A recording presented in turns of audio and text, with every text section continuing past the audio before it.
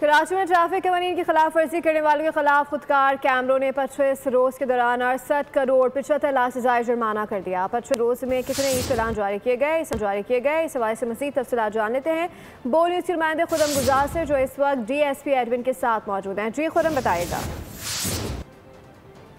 जी बिल्कुल, इस वक्त मैं मौजूद हूँ उस ट्रैक सिस्टम के उस इदारे में जहाँ पर उस यूनिट में जहाँ पर जो कैमरे की खुफिया आंख है, उस खुफिया आंख ने 27 अक्टूबर से लेकर अब तक कितने चालान जो है वो ई चालान शहरियों को भेजे हैं, कितने जुर्माने हो चुके हैं, कितनी गाड़ियों और कितनी किन किन वजूहात की बिना पर शहरियों को चालान मौसूल हो चुके हैं, भेजे जा चुके हैं। इस सवाल से बात करेंगे काशिफ नदीम साहब।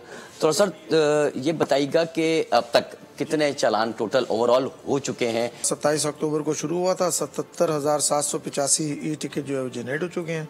ज़्यादा इसमें सीट बेल्ट के हैं, 49,000 के करीब हैं और डिफरेंट वायलेशंस हैं इसके अंदर।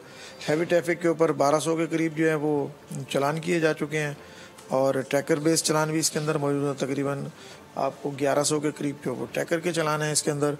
और एक्सीडेंट का निज़ाम जो है, एक्सीडेंट का ग्राफ अल्हम्दुलिल्लाह नीचे जा रहा है।